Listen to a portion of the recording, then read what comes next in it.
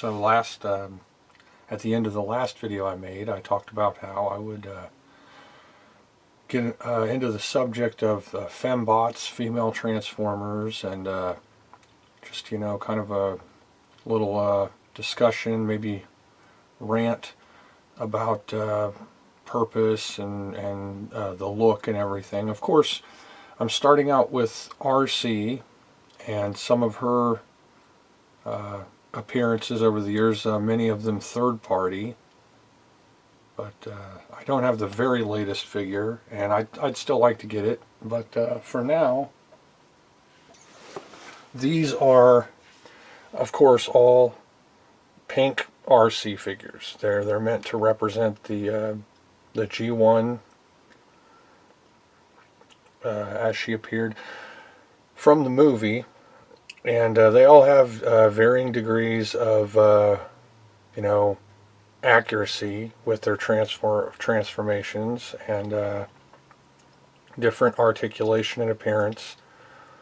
Some are rare. This figure is rare. I think the company who made it might have been Impossible Toys, I guess issued an apology about this figure because she was kind of frail and fidgety and kind of hard to deal with, but I like the figure a lot, and I have the blue variant of the figure.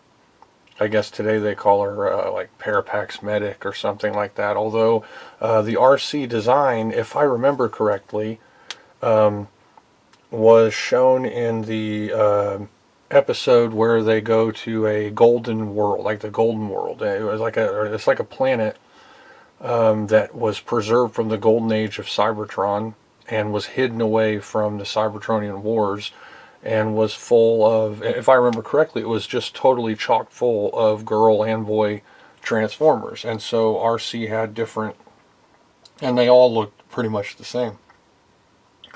So with that in mind, I can use as many different Arcee characters as I want, and I can have them be whoever I want. I can have, this be Arcee, and I can have this be, a different girl, and so on. So I think maybe this is Azalea, the MMC Arcee that came out, and she is probably the most advanced of them. We're talking about a gorgeous design and super articulated and beautiful, and she works with chug scale. She has her weapons. She has a small base that they come with that aids in standing her up in vehicle mode, and her vehicle mode is extraordinary. I mean, she was one of the first original kind of feats in transformation where she still retained the beauty in the figure and also had a pretty clean transform mode. I might go ahead and show that later in this video.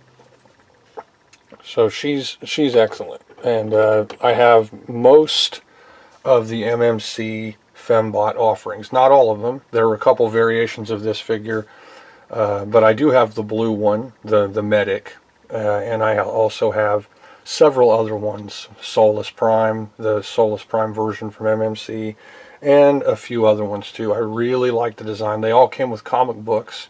MMC really does fan service when they make figures. I think that their little foray into masterpiece sized figures was it was good and bad. I think they have one of the best still masterpiece representations of Arcee. I mean, the newest Arcee, in my opinion, she looks too top heavy and her chest is too low on her body, and that's been a kind of just a complaint that people have brought up, and I thought it, without any kind of without seeing any of the other reviews or anything, the first appearance I saw of that figure, a preview from YouTube, and immediately I thought, what's wrong with her chest? It's way too low and it's way too big. So I don't really see Arcee as being this, voluptuous, super top heavy, female representation. I think she's curvaceous, but I don't think she needs to be, gigantic. I know her chest doesn't need to be gigantic. And of course we have some of the others, more adult style kind of interpretations of Arcee. We look at Nicey, she's probably pushing it to the max with, you know, visible cleavage and stuff. Not interested in that in the slightest bit. I don't want a figure that is intentionally, you know, boisterously voluptuous and curvaceous. Just the female form, and in a, you know, more conservative fashion. Now, if we look at this one, more like the Titan's Return kind of design, a very rare, I guess, kind of sought-after version of Arcee. Her head is a headmaster, and her chest you can see right through. So maybe I'll put like something in there to block that off a little tiny bit. She's really posable. I think this same body mold was used for Blur. I might even have Blur, and I can bring them down and just kind of show how she's a repaint of Blur. But you can see she's not really, well, the only really obviously feminine part are some of the features of her face. But other than that, I'm pretty sure the body is nearly identical to Blur, and then it's just a recolor. And so, being a more rare, sought after, and not so prominent version of Arcee, you can see that, and she's got a little shield that becomes part of the vehicle. Also, we can see one of the more popular versions of Arcee that's from the Chug line, which is the, you know, Classics Henke Universe Generations, which are all roughly the same scale, and some are repaints and redesigns. I have this Arcee, which I think I might have swapped parts or modded a couple of these to get the look that I wanted. I know one of these is the Japanese toy and the other is the US one, but I honestly can't even tell immediately which is which. But what I did was, you can see the backpacking. She's a backpacker. You can just tell. And it folds up, and it's, you know, half the body. And from the front, you still have a pretty good representation. These match. She's got her sword and some guns and stuff. I think I have those setting on the shelf next to where she was standing. And she has a really beautiful head sculpt. Kind of more momish, which suits her, because she's like kind of a, you know, feminine mom kind of Daniel Guardian figure. And that's good. And then she might have a kind of a decent, if you want to try to argue reasonings behind having a female robot or what their purpose, well, if you're dealing with humans, especially young, small humans, then it might help to have a, you know, a mom-like kind of figure to help out. Well, what I've done with the other one of this figure over here is I've went ahead and removed that back plate, and it opens up slightly more of the figure, you can see, and then she can use that back plate as a shield, and kind of it can carry the swords. And this makes her slightly better, in my opinion, for the look and the articulation, and it's a simple modification. It's not really breaking the toy, but you get the shield, an additional part to deal with, and that's pretty much the same thing they did with the newer one. They gave her a part, and I guess what, she can kind of stand on it like a skiff or something like that. So, and this is the same, just with a little bit different paint up as her little buddy here. You can tell that she's got different colored feet. I'm actually going to go ahead and kind of change the camera view real quick to kind of showcase these two briefly. So now we can kind of get a better look at the differences, even though they're the same mold. We have a gray abdomen on the this Arcee. She has white feet, kind of a lighter gray accent that matches the abdomen.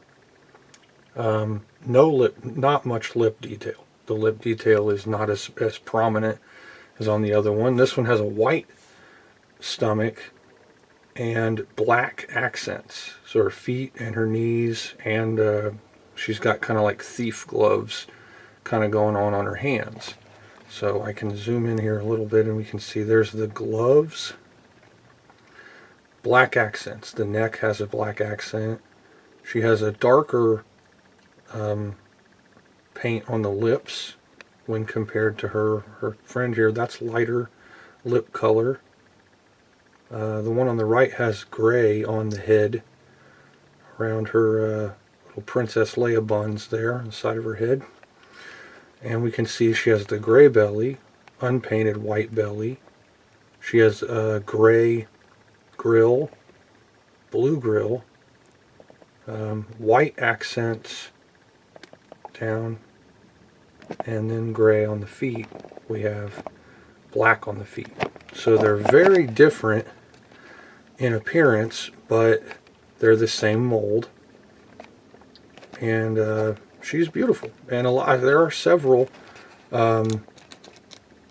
people that I've heard say that this is still their favorite Arcee, is the Chug Arcee.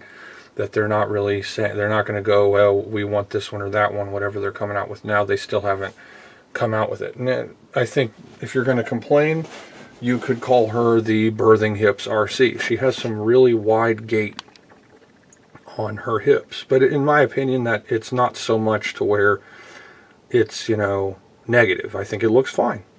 And her transform mode is extremely good. It has a really clean vehicle mode that is good. She's more of a backpacker than a shell former, but the vehicle does still mostly come from the backpack. So, you know, she is kind of, you know, in between shell former, backpacker. By taking off the part that becomes the shield here that I did on this one, she can put that down and use it, or it can be part of the vehicle. It adds more dimension to the character. It makes her a little more thin and it's slightly.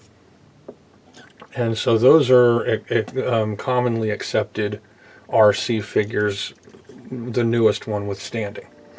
This is a kind of a closer view of, I think her name's Azalea with the MMC toys.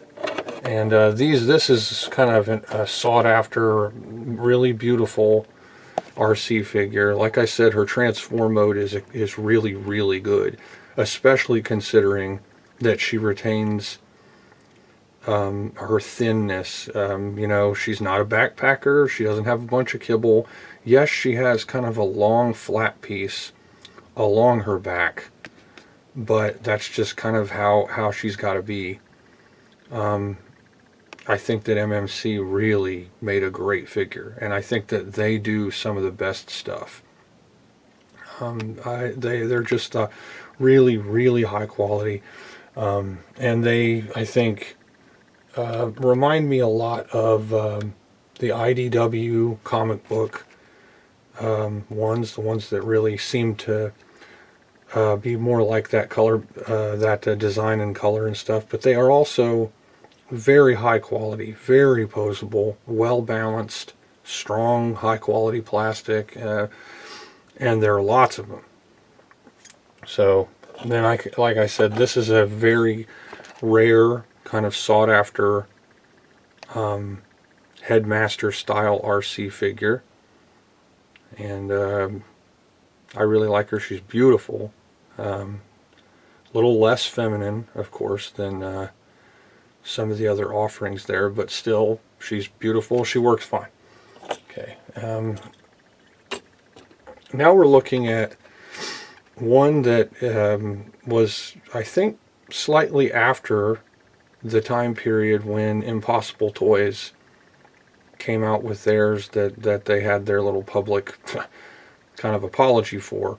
And I have a big series of these figures. They have several different colors. Now, on the box art, what they depict are different head sculpts, and they represent many of the female Transformers that are seen in the cartoon somewhat early on. You see them dealing with the Decepticons while on Cybertron,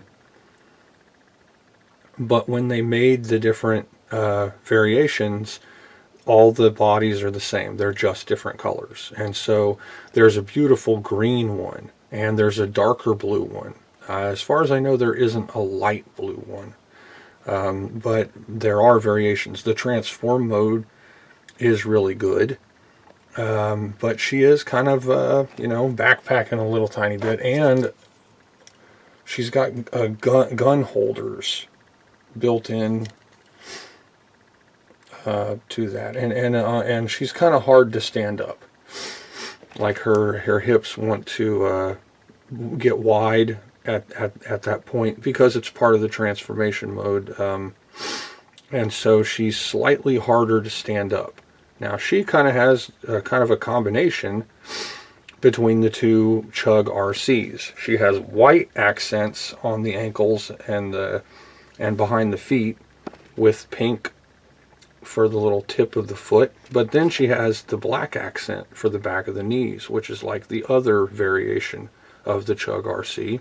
And this came out, if I remember correctly, before those two figures, I'm pretty sure.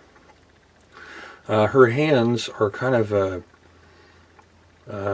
almost translucent, and the plastic on them I think is slightly softer than much of the plastic. It's the same plastic that's used on the neck joint and some of the internal joints.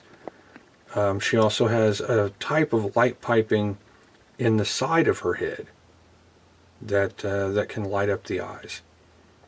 So it's maybe a little harder to get that light piping to really work well. But and I really like her face. It's super cute. She has a really cute, young looking and beautiful face. I think she'd make a great sister robot to Arcee, possibly from the Golden Age planet. One of the better Arcee figures, even still. She still has great proportion, relatively good posability, and so, for instance, the arms have sway here, back and forth, the elbows, the wrists turn. The neck is actually part of a transform gear piece. If you look down, you can see where the seats for the vehicle are right along her back, and then a part comes up from the back. So the head is actually kind of floating on that slightly. And here we can see the inside there, where that's transparent plastic. That's the same plastic as the eyes. She has kind of thin, clear eyes. And she's great. Like I said, I tried to get as many of these as I could when they were first available, and you don't really see many of them too much anymore. So I think they're still, they're rare. I don't know how valuable they are, but I do think they're really beautiful, and they did a great job. I think they did a really, really great job with this figure. She's really smooth and feminine. The legs are great. She is backpacking a little much though, but just overall she's a great figure in my opinion.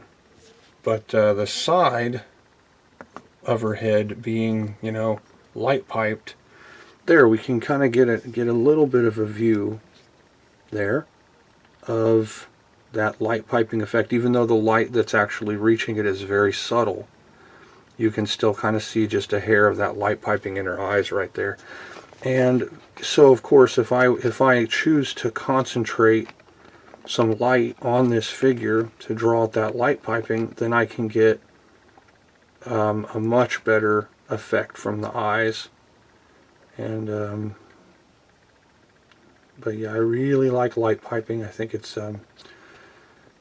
possibly underrated, but more effective, and I just think it's better than a lot of the gimmicks out there, really, because it makes the character look alive, to have their eyes lit up really, really bright. And they've kind of given up on that. Some of the characters that are newer, I know that Shockwave has some more advanced light piping where it's actually piped through the top of his head. And I've noticed that he will bling pretty much anywhere you put him. If there's lights near him, then that middle eye on the newer Siege, whatever, Earthrise Shockwave, he is blinging. It would have that the guy with one eye and kind of, you know, not so charismatic figure has that good of that effect.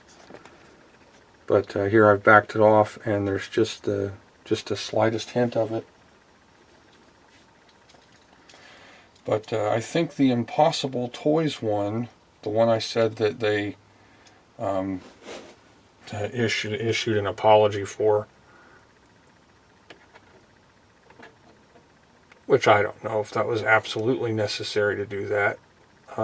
Even though, yeah, she's kind of a flimsier, slightly harder to deal with figure, was this was an answer to that. This was supposed to be, oh, well, this is a sturdier, and she is thicker, heavier, much sturdier. They're both kind of hard to stand up. I'll just say that they both have their own little negative parts there. Now this one's got kind of parted, kind of fatter lips. You can see that she's got a teensy bit of a backpack going on there, and I think I have her chest actually a little too high up as I'm looking at her. Yeah, the chest actually lowers more, and she is she's just got two little tiny pegs to stand up on for legs, just the tiniest little thing. But the arms are thin, and they feel really light. The plastic for her arms is really light and kind of flimsy feeling. As far as usability, I think I used this figure for animation in one of my animation videos here on YouTube. But and I remember it just being really difficult to deal with this toy. She wants to just fall over pretty much all the time. Not easy to deal with, and you can see right here I'm having just a really hard time getting this figure to even stand up at all. So yeah. And the chest wants to fold back very easily. So here we go. And you can see her kind of compared to the newer Arcee with bird feet. So we can kind of compare these two ladies. And the one on the right is older, fan-made, kind of a third-party. I think it was Impossible Toys. And this was their original kind of answer to Arcee for the people chug scale who wanted a good-looking Arcee figure. And she's got two little guns for her hands, somewhat wide gait like the Chug. Little tiny feet with just a hint of heels on the back. Yeah, she's beautiful but difficult. And then this compared to the Earthrise Kingdom era Arcee with the backpack mod. Different. Now they use softer plastic in this Arcee. This Arcee is kind of a model kit kind of plastic, thin, but I like her. I think she's great, and just like the other, I think she'd either make a good Arcee or a good sister robot, possibly to Arcee. Maybe a younger robot.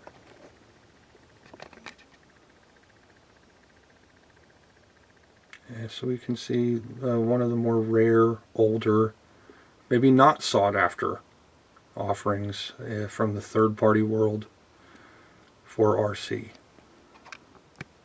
So these two RC designs were also used for a couple of other variations.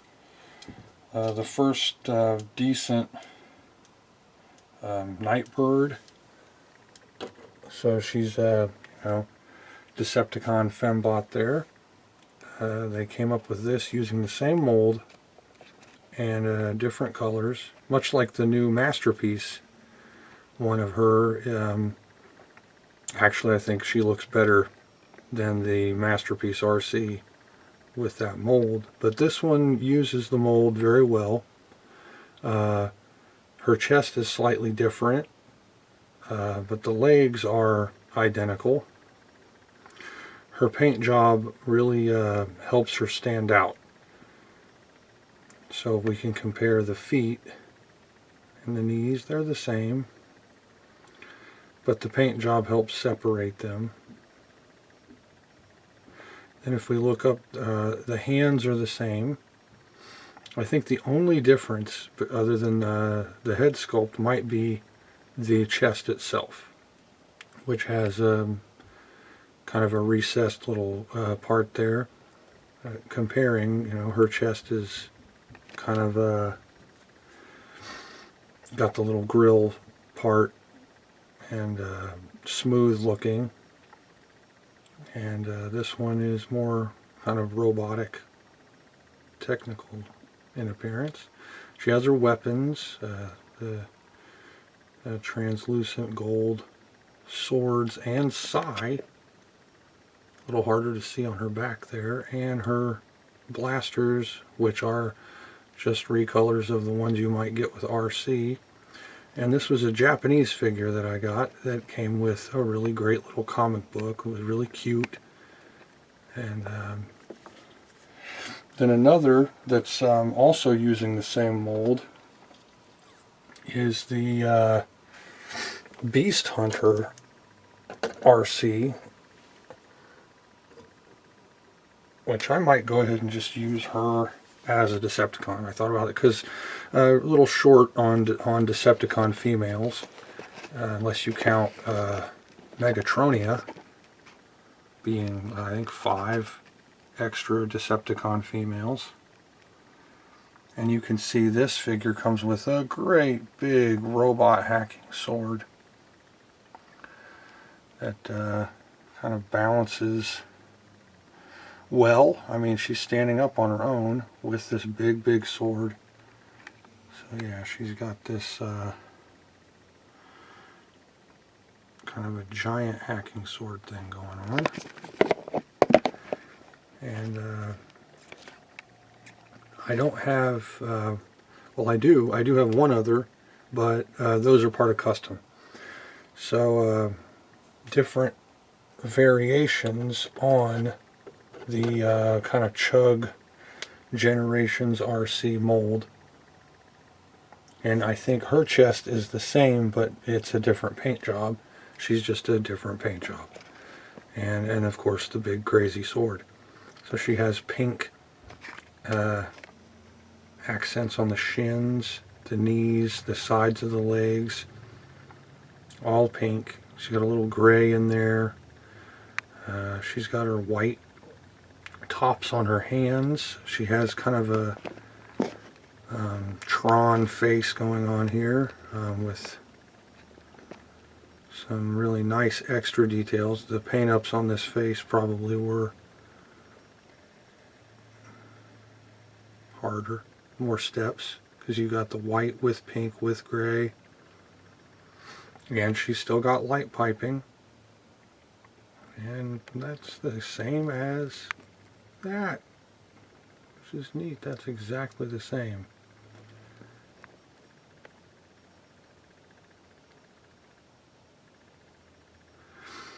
As that.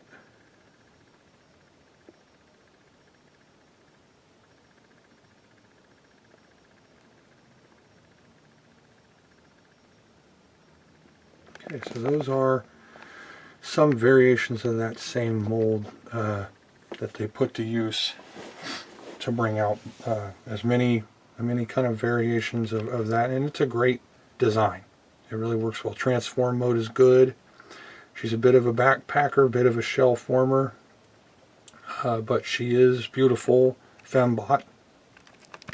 Now here we have two very rare sought after figures in Nautica and Arcee next to their contributor mold Blur, who's arguably not sought after, but they're the same. And there are varieties here. We can kind of look over those, but for instance, Nautica has these two arm pieces that plug into the sides, but the tops of her shoulders are the same as Blur. They're just painted. The chest pieces are similar, if only just different paint jobs between the three. You can kind of see where hers has the purple fitting in the middle and then gray tabs that line up for the canopy. Hers is all white, but they're the same design. They both have the same flaps on the sides. Same with Blur. The waist and connector pieces, I believe, are identical, and I think even the legs are completely identical. They're just different paint jobs.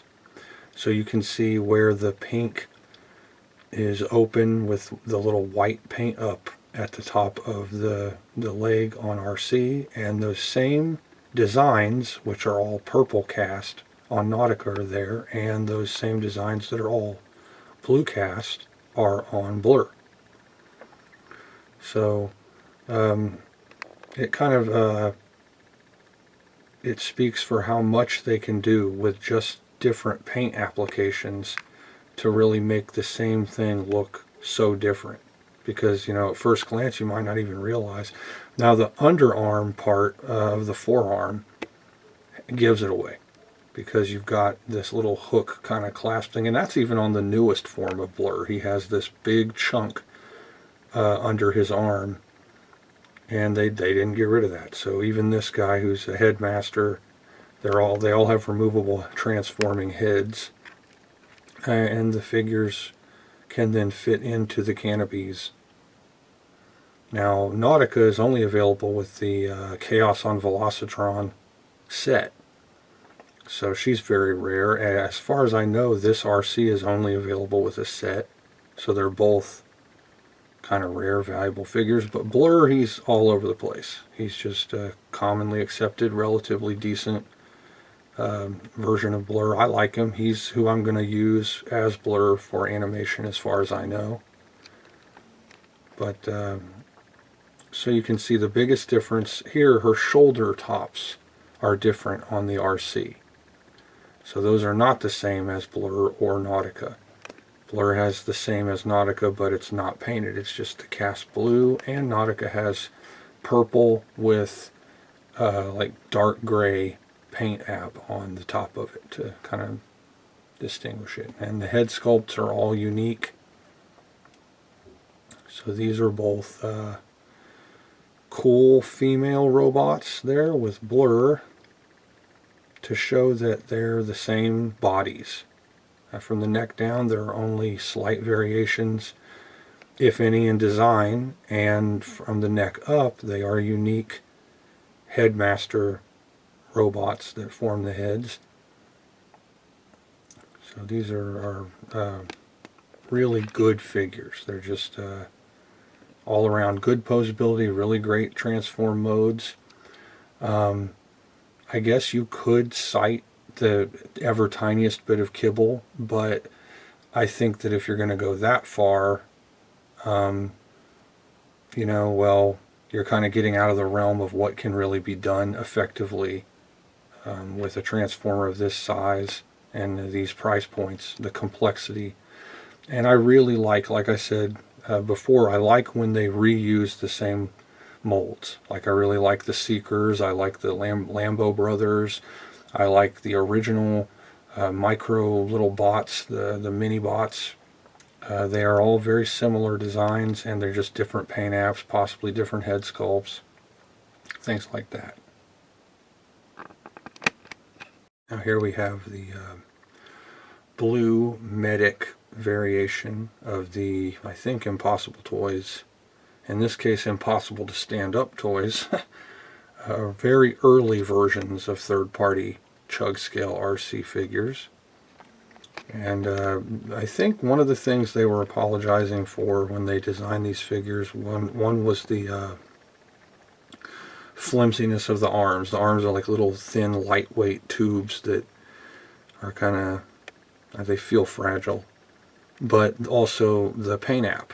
And if you look at her paint app, there's a bit of kind of, I don't know, like a bad processing there with the paint app in the quality control. So that blue is slightly faded on her upper left shoulder. If I can get this to focus properly. The paint is kind of faded, and if we look at her knees, it's kind of just a hair lighter towards the top of the knees. She's really thin. Their transform modes are actually pretty good. I really like the figures.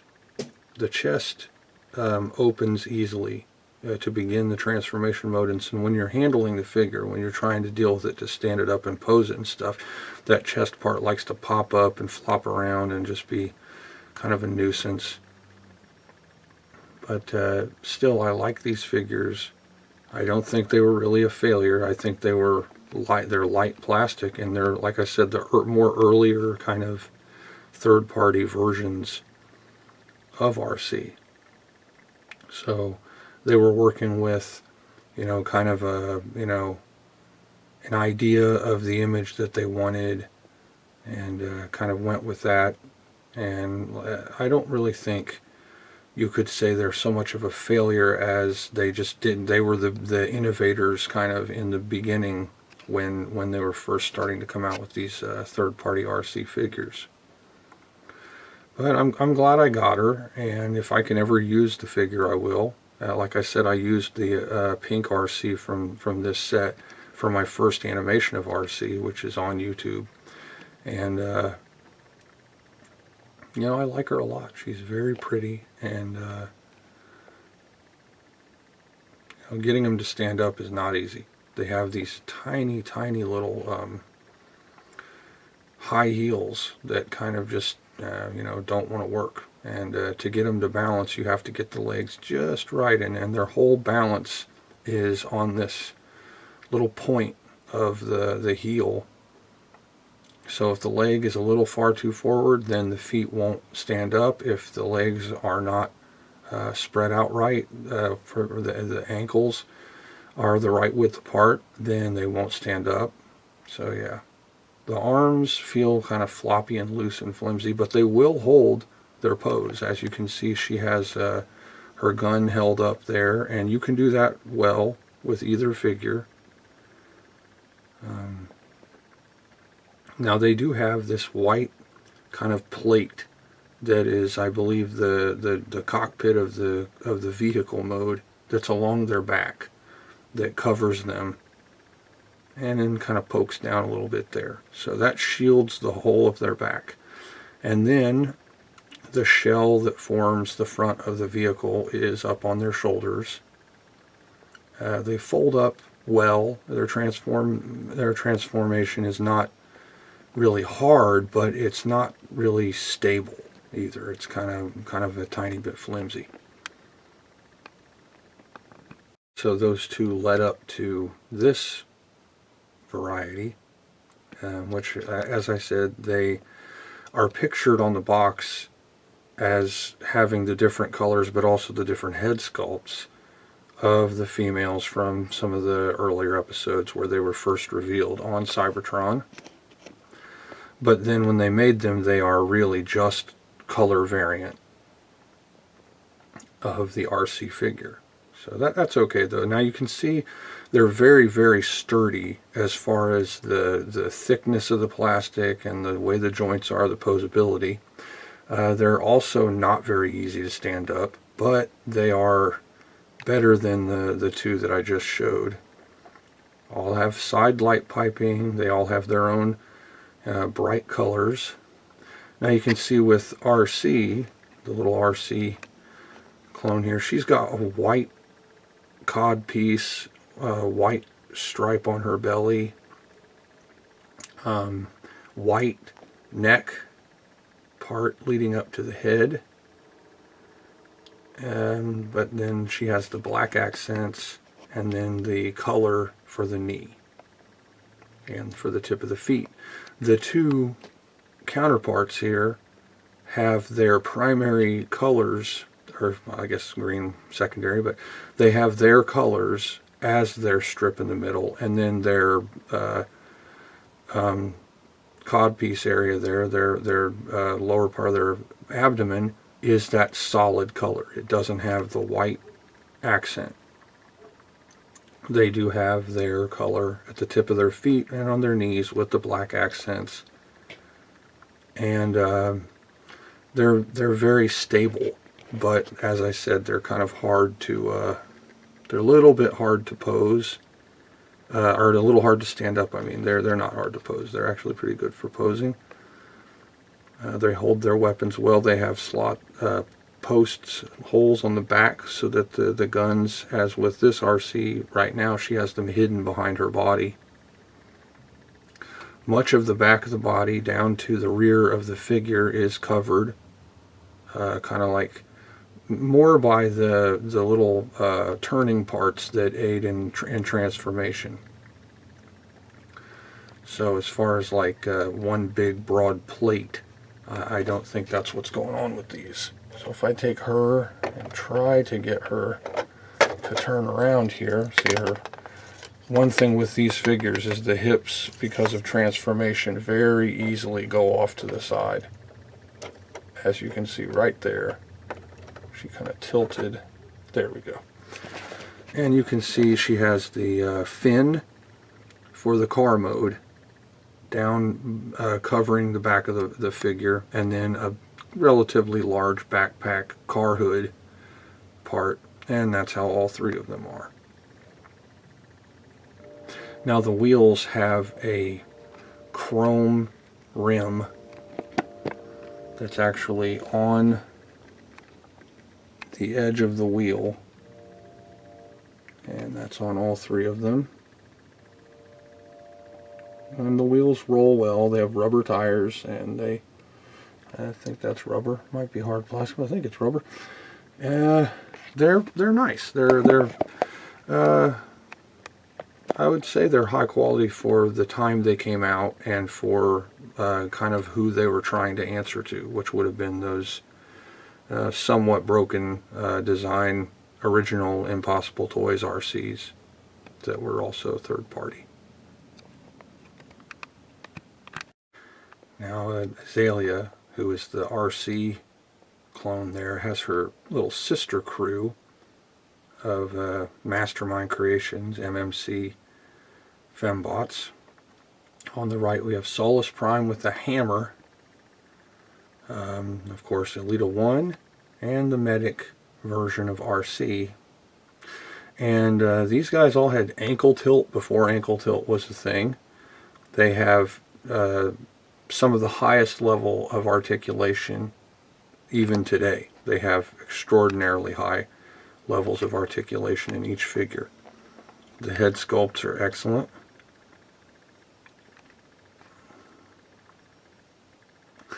They have really cool weapons, and of course they have comics, and details their plight against Feral Rex in the comics. Now, she's a female Prime, so you can see she's got kind of the Optimus Prime face going on a little bit there.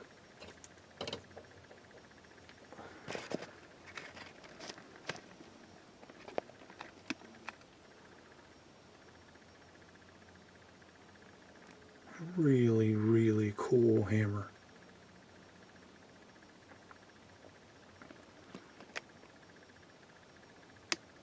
Now, this probably is still the best that you're going to get of Elita 1. just because she's larger, so she matches up with Optimus a little better. All of these figures are very similar body designs. They're almost exactly the same, just with different paint apps. So their transform modes are all very, very similar. I think the Parapax Medic is a slightly different transform mode, but they all transform the same. They all have the same parts. They're just different colors. And the head sculpts, of course, are either different colors in the case of Arcee and Medic, and different head sculpts entirely for Elita 1 and Solus Prime. But these are some of the best Transformers toys, in my opinion, that you can even get. They are, you know, as beautiful as anything that's come out recently. They're as posable or more so than anything that's come out recently. They had great box art. They had great comic books that came with them. The stories were intriguing, and the figures themselves are really humanoid, feminine, but they have perfect transform modes too. So these were, and still are, some of my favorite Transformers of all. They're just, they really fill that void of really well-made Fembot figures. And they work great with Chug. They're not too big. I can compare. You can see that the newest, one of the newer Arcees, she's kind of short, but they still work well. Now, I won't say that they're that they're really too big. I think that they're just right. In fact, I think sometimes the females are too short. They're a little too small sometimes. Now, compared to one of the newer Chromia figures, the kind of car version of Chromia here, she's a little taller and matches up slightly better.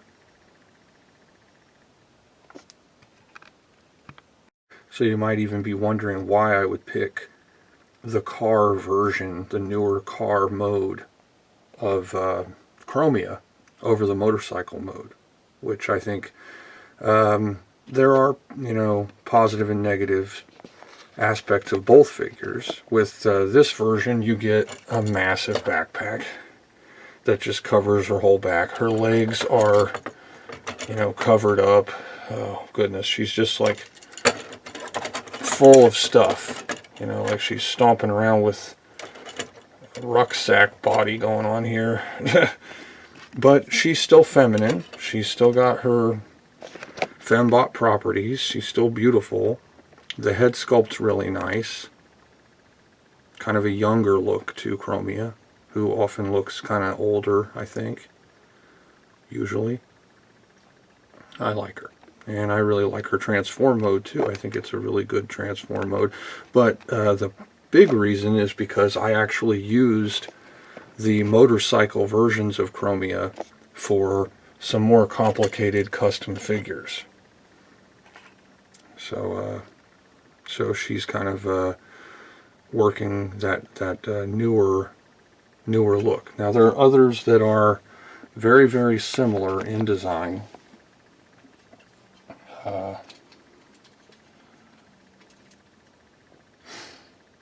But not identical. But they do definitely, you can see the similarities in design with the green light here.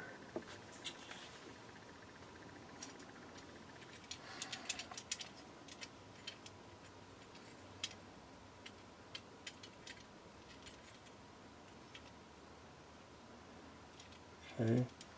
These all share very similar, nearly, you know, not identical, but close. So you can look and notice that the legs, they all have similar transform modes. The legs all have the little parts that connect to the sides that are part of the car. Now, in this case, the two on the right are basically nearly identical. Almost, they're identical. They're just repaints, only with different head sculpts. But you can see that they were strongly influenced by the Chromia design. So where Chromia's transform mode is nearly identical, The other two have wheels in the same place, have the parts that help to form the car in the same place, but they have kind of, I don't know, floppy, kind of hokey feet. They have kind of a take on this knee design, but not with the same parts. So the knees are different, and the chest sculpts are different. These two have the same chest. You can see the abs on both, where the one on the right is purple. The one on the left has the little yellow accents.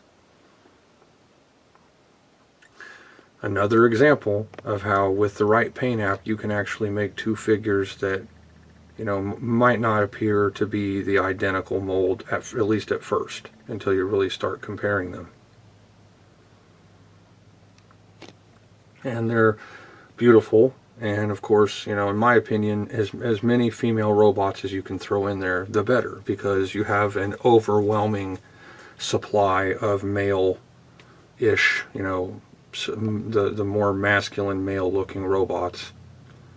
And I think it's a better balance to have a lot of female robots kind of mixed in too. And so before they came out with the newer version of Minerva, I had to create my own. And of course I probably, you know, muttered to myself, they're just going to make a Minerva eventually, but at the same time I am one of those nerds that digs around on Shapeways and found a really cool kit. And so the kit uses this body, a 3D printed chest piece, and a 3D printed head sculpt. Two other head sculpt designs that I found on Shapeways I used to create custom figures. This is I think a Beast Hunter character, and then of course we have the motorcycle chromia that I used to create a custom female Junkion. So, you know, at least in small part, the reason I use the car chromia is because I have a couple of chromia bodied custom figures, like is that, I think Ariel might be her name here. So the three heads here, this one, and this one, were Shapeways heads. This one came with a set of Junkions that I got, and so I thought it was decidedly female in appearance, and so I made a second female Junkion, which to the best of my knowledge hasn't even been done yet. I think they should make more female Junkions. So we have this custom painted Minerva with 3D printed chest piece, and the body, which is the waist, is also 3D printed, and there's a male. Of course, there's a male figure. So so that made in my opinion, a really good Minerva character. So I knew I needed Minerva regardless, because I need as many females as I can get. So I was very happy with this. You can see the chest piece is just kind of barely on there. And let's see if I can get her eyes in this, if I can, because her forehead kind of makes it a little hard to focus on that, but I think I can even see her eyes the way they are. Not very much anyway. Then we have Ariel, or I think it's Ariel. It's a 3D printed Shapeways head sculpt. And this is the chromia motorcycle body. Now I tried to avoid painting a lot of the joints that we're going to be moving, so you can see the blue behind a lot of the figure, but you know, she's custom painted, And then we have Nancy, the queen of the Junkions. And this is a Shapeways custom head that I painted. And I painted the whole body. And I think it's a Beast Hunter style body. It's slightly different than the blue. You can see slight differences in it when compared to, well, for instance, the forearms are thinner. There are parts that are different. It's slightly different than the blue Chromia body. And then we have the other Junkion, who I wanted to have, you know, her own kind of Junkion color scheme, but she is a blue Chromia body. And I really like this head sculpt. Once I saw it, I thought, oh, that's just going to make a great female Junkion.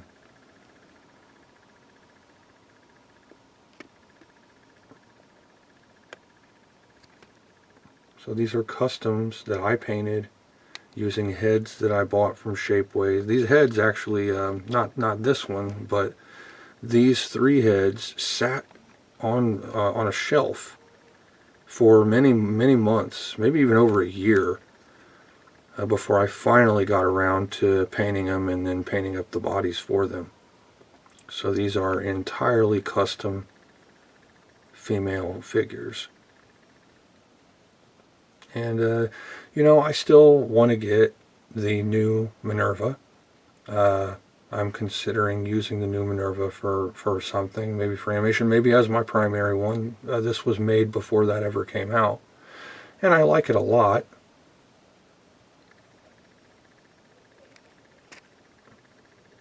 So yeah, these are custom-made Fembots.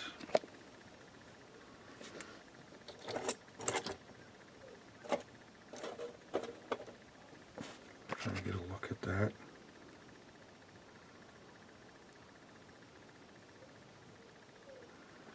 I think she fits right in with the Junkions, especially the motorcycle ones. Now I got sets. I think they were called, maybe called Jolly Roger or something like that. That was their product name. And they were parts, just tons of parts. And so I used 2 or 3 sets of those and then mixed up all of the parts in between my different Junkions. I also painted different eyes and different faces and changed them around. So I have a small army of varying Junkions. They all have different appearances with different little things going on. Now, with those sets, you could just go ahead and put all of the parts on one Junkion. But what I did was I separated the parts, and I would put like a spiked wheel on one, and put a different chest piece on another, or put different leg pieces on another, to try to get as many different varieties. So none of my Junkions look the same. They all are distinct, and they and special. So, and there are 2 female Junkions to join in there.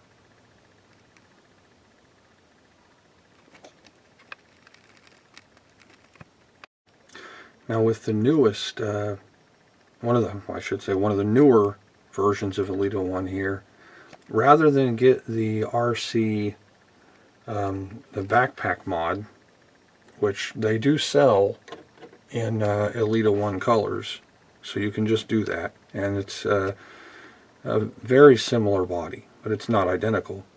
Rather than get that, I went ahead and removed part of the shell on her back, and then made it a kind of a shield, kind of skiff design here, so it can be easily separated and dealt with. And so then you end up with a Elita 1 with much less backpack going on, and much less grossly apparent shell forming. You can see that there's more of the body. Now I don't have the leg upgrade for her, but I'd like to get it. I think it would look a lot better to have the backs of her legs filled in, much like the modded Arcee figure. Whose back just fell off there?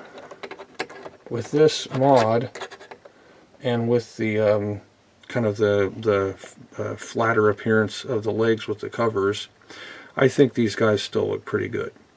I know she's got a pretty huge backpack going on. She's still got the bird feet, and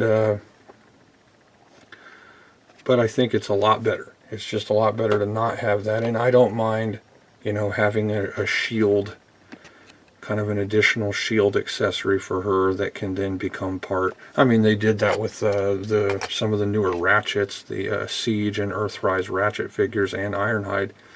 I think one of them at least had the whole top of the vehicle became a shield. So I mean, you know, it's not a. I don't think it's a big deal to do that. And this figure is good. I like her a lot.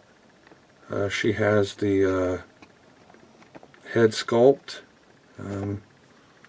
Very nice eyes. Her chest is different than Arcee, even though the legs are identical, just different colors. Now, if you compare her to the MMC,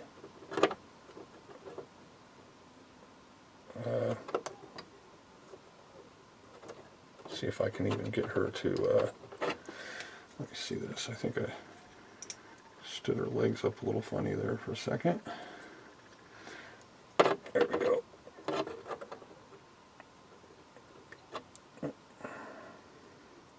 So yeah, if I compare her to the MMC version of the figure, we can see, even though they're the same, they are very different. Now the MMC version is the same body from the neck down as the other characters. They're just different color variations, but the head sculpt is really nice, and it's just it really pops. You know, Elita 1, like it's not mistakable. That's her. And both of them, I think, are good. I think that this Elita 1 is really good. I think she's I like the colors and everything.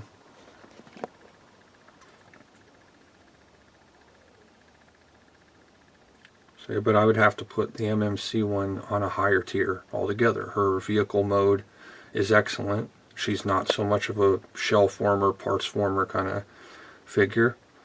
Of course, she's also much rarer and possibly more sought after, more expensive figure, whereas you can probably get you know, this Earthrise Kingdom era Elita 1 on the cheap, since they just came out with a brand new Elita 1 that's the same as the new Minerva. And I think that this one looks better. I think that the new Elita 1's legs are too square and too boxy, and her transform mode is, you know, very much like kind of a go-kart looking kind of rally car, buggy kind of car look to it, which I think, like I said in my last video, doesn't really suit her. I think she has more of a, you know, futuristic space, you know, sports car look to her transform mode. But, you know, they're going to use the same molds. That's good. So we can see them being compared.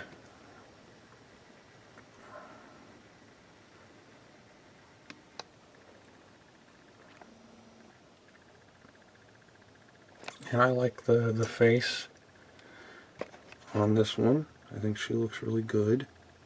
I don't think she's light piped or anything. Neither of these figures is light piped.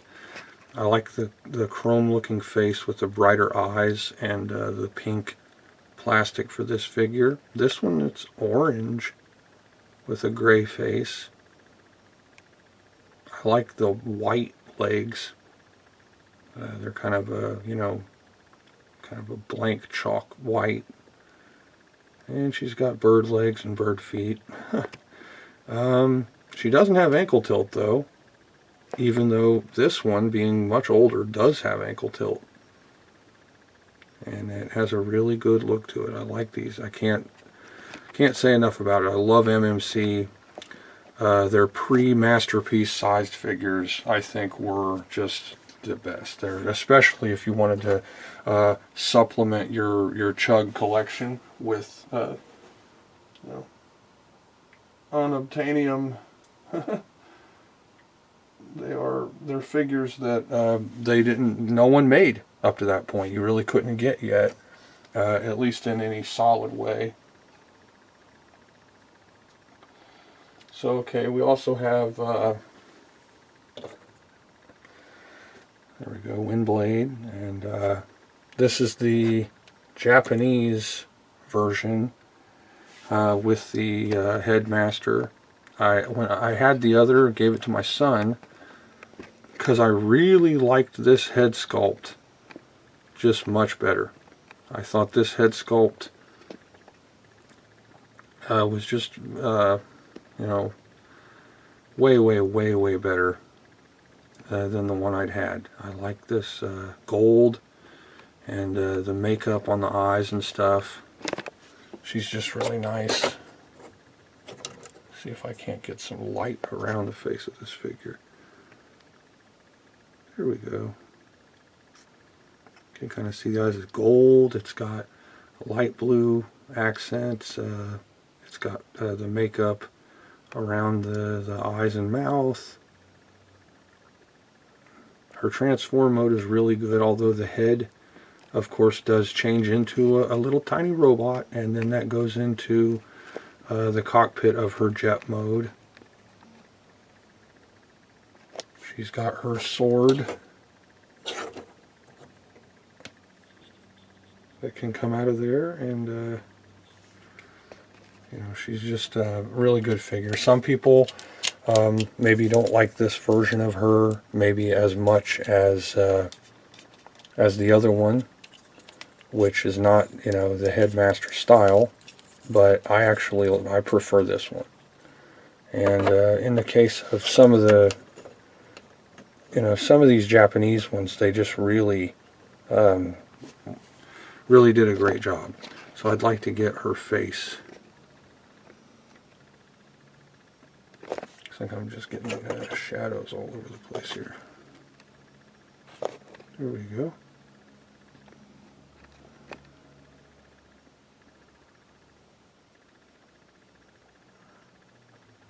You can really see kind of a extra level of detail put into that. And her blades, her fans there are their own little kind of pearly white kind of look to them. The chest has translucent accents around the clavicle area there. But yeah, she's just beautiful. I really like this figure. She looks kind of tough.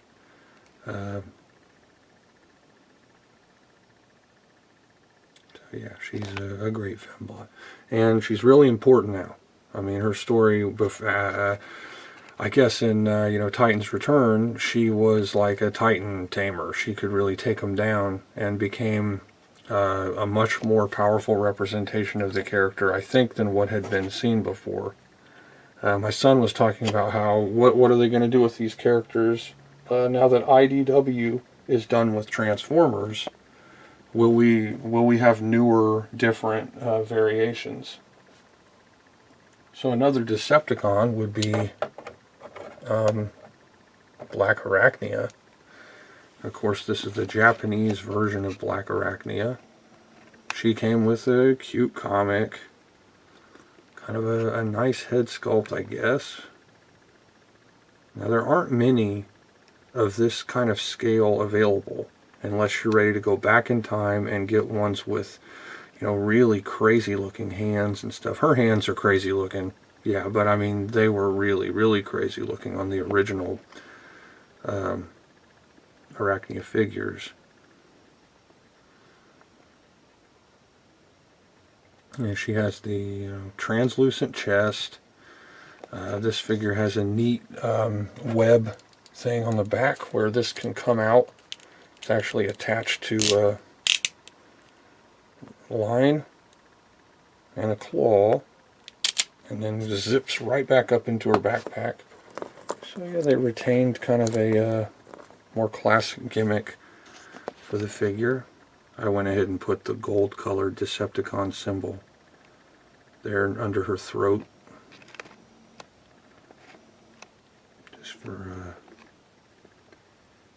just to kind of make it nice. See if I can't get it to focus on this now.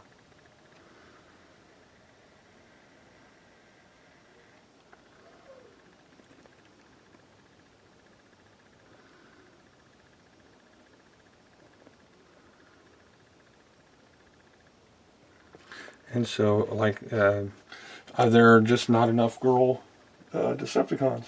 So we have her. Of course, we also have his name, I think possibly Slipstream. Another Japanese figure. Kind of a bad guy. Windblade. She's got the little turbo fans. And of course she had a presence in the one of the cartoons more recently.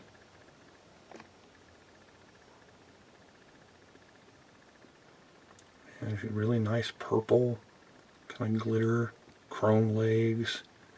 Then this blue with purple around it.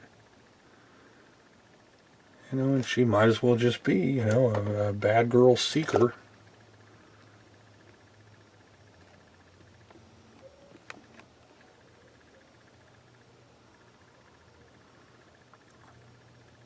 I think she's got some, yeah, she's got some light piping going on the back of her head.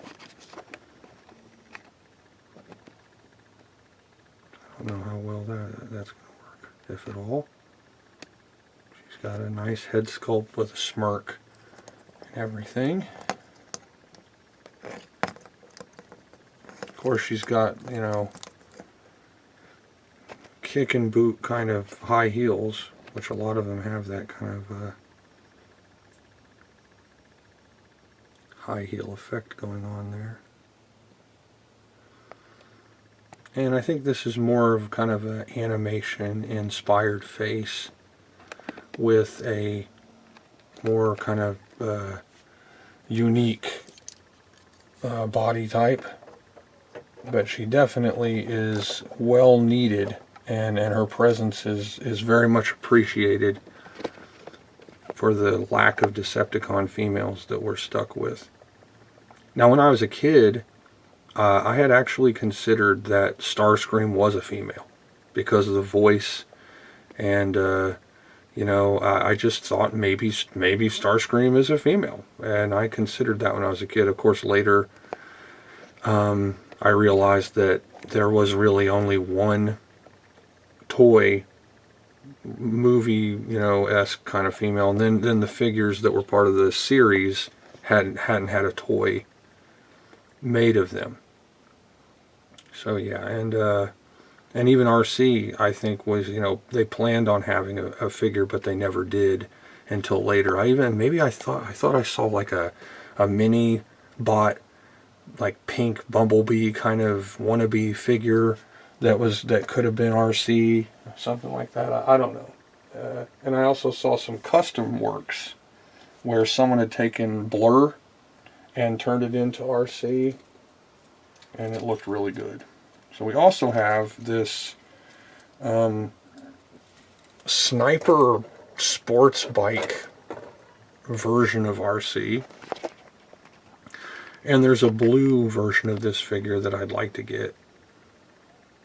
And of course, if I'm going to use all of these Fembots in my animation, they're all going to be different girls. They're not all going to be Arcee. They're going to be, you know, kind of look-alike versions of their own characters. I'm going to come up with names and give them back little backstories and stuff.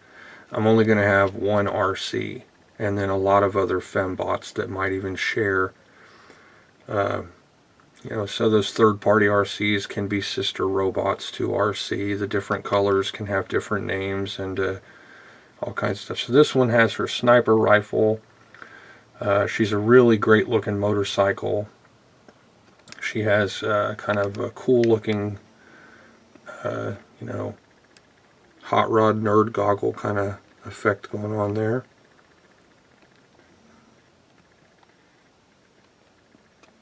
If I can get this to focus here. There we go.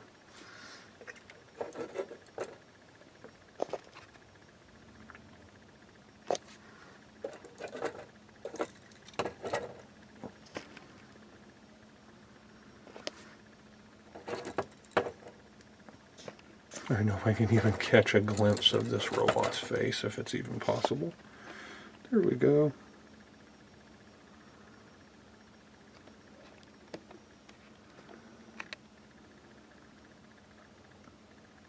So she's kind of a sniper Arcee motorcycle robot. And she's great. I'm glad I got her. I think I might have had to repair the legs on the sniper gun maybe once, but I've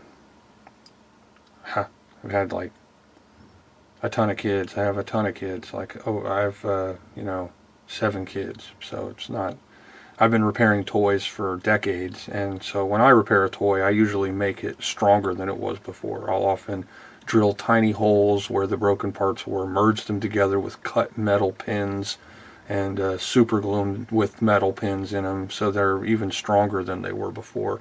And that was the case with this. The bipod that goes to the front of the sniper rifle I repaired with metal, and it's very, very strong. Works great. And there's, like I said, a blue variation of this figure that I don't own. I'd like to get one of these days, if that's at all possible. Now, we also had a couple of girls show up as cassettes. And so I'll go ahead and try to show some examples of that. I think their names are, if I'm not mistaken here, we have Rosanna and we have Melissa or Marissa. And these are kind of rare, a little bit hard to come by girl cassettes. Now in the story, I think she's a sleeper bot. She's like Autobot, but she's secretly a Decepticon, but she doesn't know it.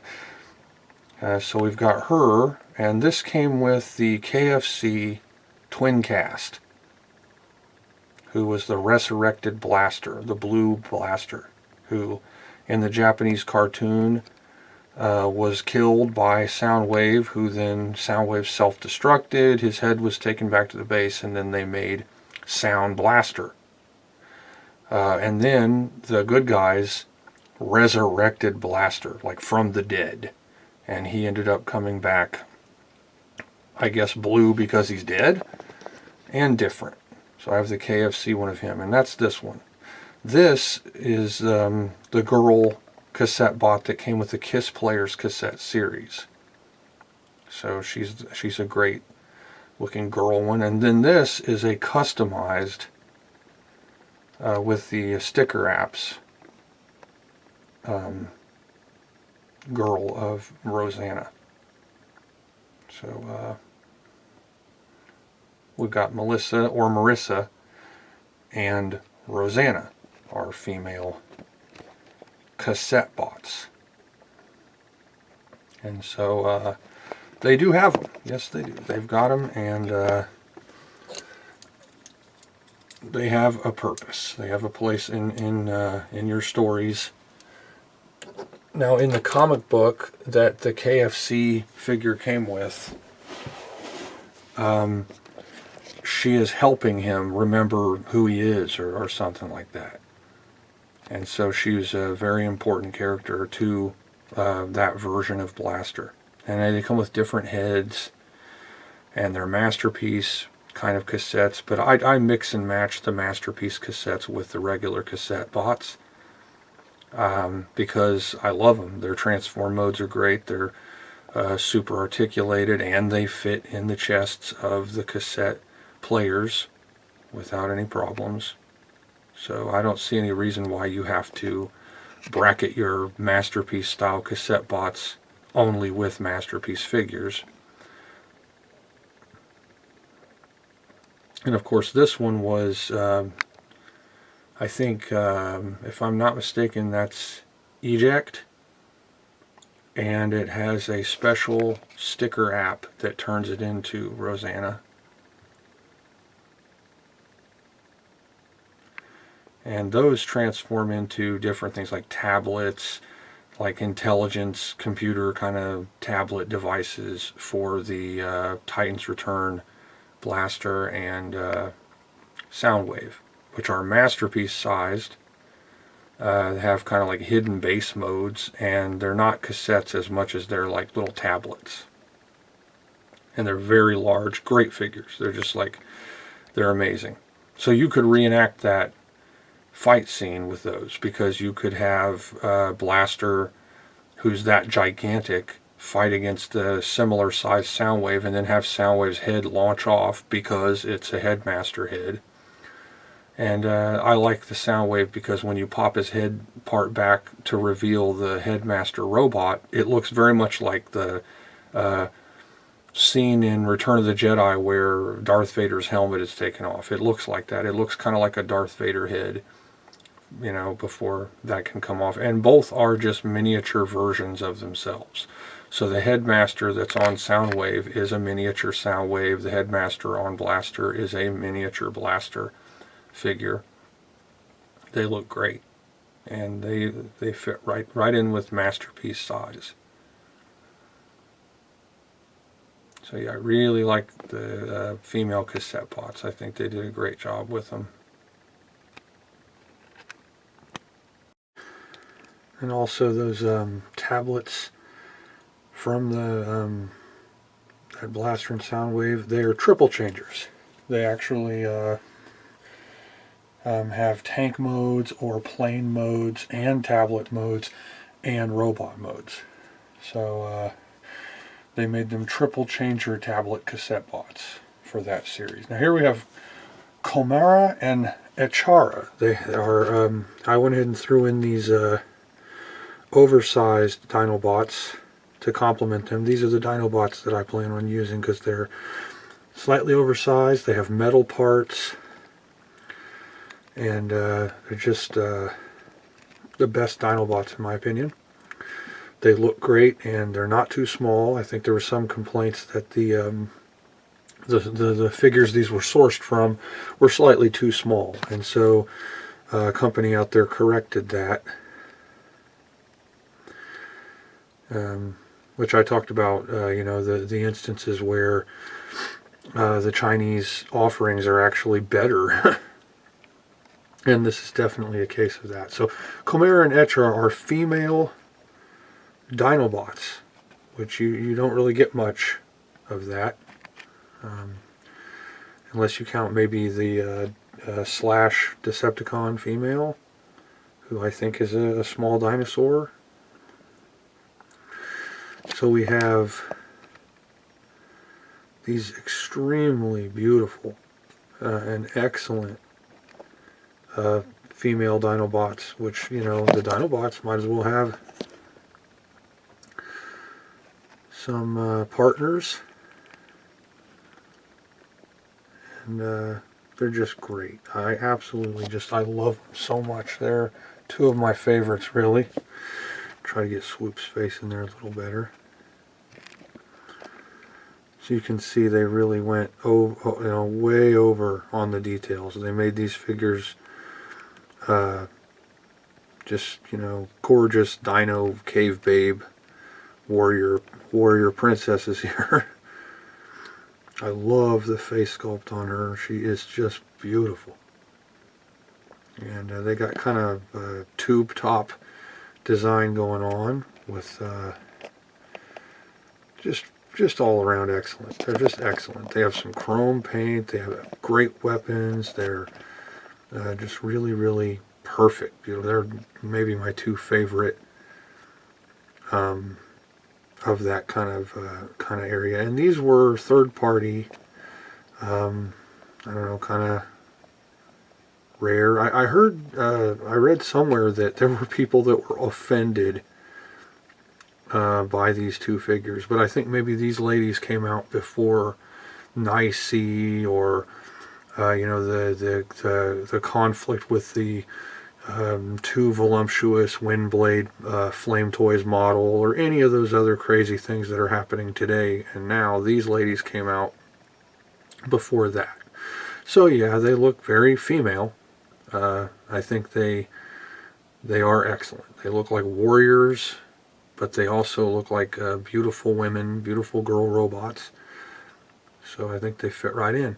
Now, on the note of these Chinese metal-enforced Dinobots, you know, I love them. I love it when they do stuff like that.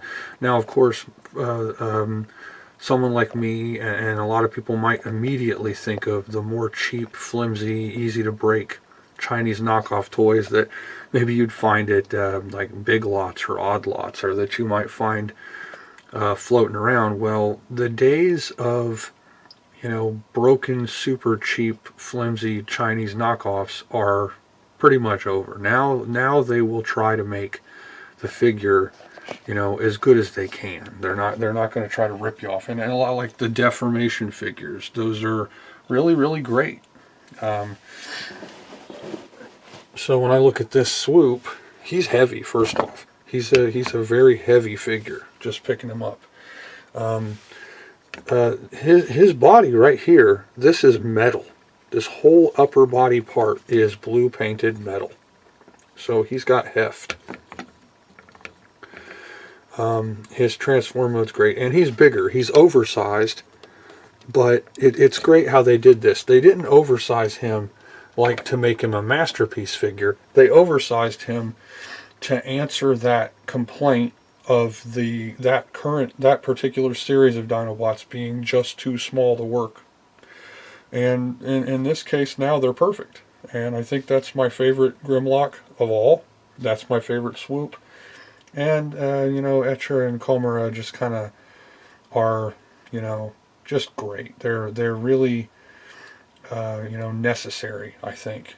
Now, in my opinion, and this, of course, is probably not what most people think, the Dinobots are different than the Autobots or the Decepticons. Not just because they're powerful or they seem kind of dim-witted or they're kind of indestructible, whatever, manipulable kind of goofs. I think that maybe they don't have real robot souls, so to speak. Because whenever, okay, for instance, Bruticus, when Starscream built Bruticus to fight against Megatron, he went to Cybertron and got the minds of imprisoned Decepticons who maybe had a beef with Megatron. They wanted to stop him. He used those minds that were in a containment, like prison, to build Bruticus. So we know those robots had, I guess, what you might call a soul. They had a spirit. They had a mind. They had someone. Now, when they built the Dinobots, they collaborated with humans. They were built on Earth, and they don't ever address, you know, adding a spirit, at least in the original cartoon series, to the Dinobots. And that could help possibly answer why they're a little bit bumbling. I know it kind of fits the robot dinosaur theme to have them maybe comedically bumbling or a little bit dumber. But, you know, it could also be because they are AI robots. They're like robots. They're not... but then again, who cares? That's not something where we really have to, you know, wax intellectual about whether they have souls or spirits or not. No one's really going to think about it that hard. And I don't think you're meant to really think about the cartoon that hard. But nowhere in the cartoon, when Spike and Sparkplug are helping them build the Dinobots, do they go, oh, we need to go to Vector Sigma or go to some imprisonment module or wherever to get souls for these particular robots that we're building. It seems like Wheeljack is helping them build the Dinobots kind of as a commemoration to the ancient beings from Earth. And so they're almost like walking museum pieces, kind of from the perspective of the cartoon. But that made me think, does that, you know, do they have souls? Now, when you look at Computron, you have a similar dilemma, because Grimlock's New Brain is the episode where Computron is created. Grimlock is, zapped with some kind of force, and it makes him, just 100 times smarter than any of them. He's smarter than Skylinks. He's smarter than any of them. And he knows that his time to use that intelligence is limited. And so he uses that time to build Computron. And so he builds the Technobots, and then he puts his mind, that super intelligence that he has, into the Technobots so they can build Computron. Does that mean the Technobots don't have souls?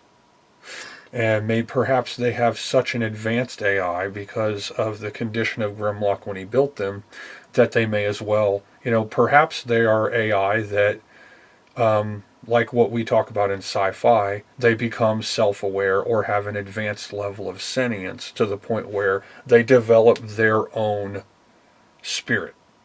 But in the case of both the Technobots and the Dinobots, they don't go to any place to get some trapped, already existing spirit. They're not, imbuing these bodies with an already existing soul of a transformer or something. They're creating them and then making them to be the way they are.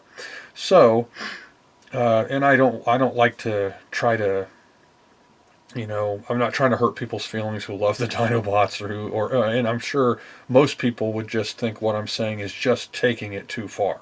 Like it's just overthinking. It's really waxing intellectual about something that is silly. It's a silly, comical kind of situation.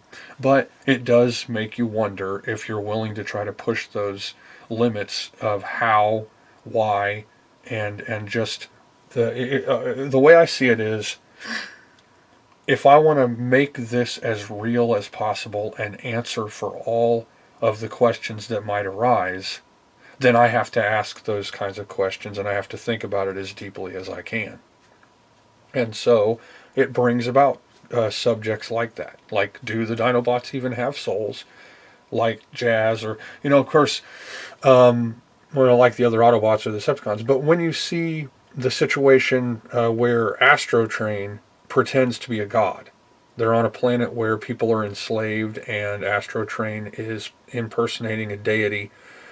And I think it was Jazz who told a woman working with the natives named Teledaria, I think, that they're just machines. She said, we're not gods, we're just machines. And so, that's touching on almost with a religious backdrop how they feel about their own condition. Like they don't believe that they have spirits or souls or that they're alive, so to speak. They believe that they were made to work for the evil robot master Quintesson race, and that they are just programmed AI robots. But then, of course, it wouldn't make sense then. Why would ones that are rebelling, rather than being utterly destroyed, have their minds trapped in an imprisonment so that later Starscream can bring them out to build Bruticus? And also, if you really want to take it even one step even further, they have ghosts. They can be brought back from the dead. Starscream is killed, and then his ghost is manipulating things in the series. He possesses Scourge or one of the sweeps or something. He is brought back to life by Unicron, and then stabs him back. He double teams him. He whatever the word is. He tricks him. He tricks Unicron so he can get his body back and also not serve Unicron. So we're dealing with a valid argument here. Do they have a soul or a spirit or a ghost? Are they real living beings? And then if so, do they require that you take some type of being and infuse this robotic body with that mind? And then if you are required to do that, when or how did they do that with the Dinobots or possibly with the Technobots? It doesn't seem to ever have happened. And it intentionally, deliberately happens with Bruticus? So big questions, big questions. Now with these girls, back on the subject at hand, with these Fembots, we are definitely pushing the boundaries of, of the female form, to the point where you're looking at a really beautiful, intentionally voluptuous, curvaceous female form. Her dinosaur mode is extraordinary. They're heavy duty, super high quality, and they're just perfect. They fill the void, and they're just perfect. And especially with these oversized Chinese, with metal parts and just all around just better. They just fit right in. They really just fit right in with those guys. In my opinion, they are perfect. They are as perfect as they can get, addition to the Dinobot team.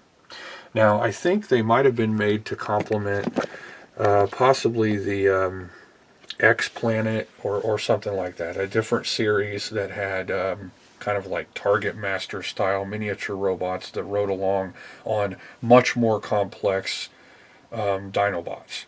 And these are very complex. They're excellent figures. I just love them. I think they're beautiful and awesome. But then, of course, we have, let's see here if I can get some dust off this figure. There's some dust on these toys from sitting on my shelf. They're all up against the mighty Decepticon dinosaur Slash, who's gonna just beat them with sheer feistiness. I mean, look at that. That's terrifying. And she's kind of like, I think she's a little raptor bot or something like that.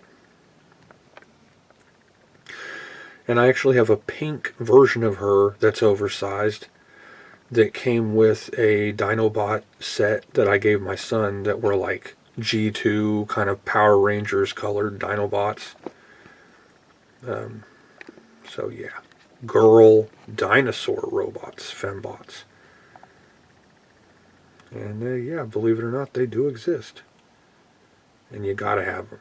I mean, once you see these ladies, you can't like, oh, well, they didn't make those. Imagine who would have... Imagine that conversation, right? Like, you've got Sparkplug and Spike, and they're talking to Wheeljack, and they're like, well, we just built the one that's solar powered, and he's kind of useless. Let's make, I got an idea, like what? Okay, let's make some just barbarian, supermodel swimsuit wearing women Dinobots. Like this picture. And then he like shows them a picture from a magazine or something. That really seems like, they are meant to be knockout, gorgeous, beautiful women Dinobots, where Grimlock would obviously be, barrel-chested, wrestler kind of physique, male presence. We have this like Amazonian, almost Spartan kind of female warrior, and I really think they're great. They're again, just like the MMC ones, they're some of my favorite toys just of all time. Once I saw them, I was like, oh, I gotta get them. They have to be in my collection. And they'll be just totally perfect for animation. Just to have them mixed in, have some girl Dinobots. Maybe even have them be smart and have them have to deal with the fumbling, bumbling stupidity of the male Dinobots. I think that would really, glaze comedy over, be some comic relief.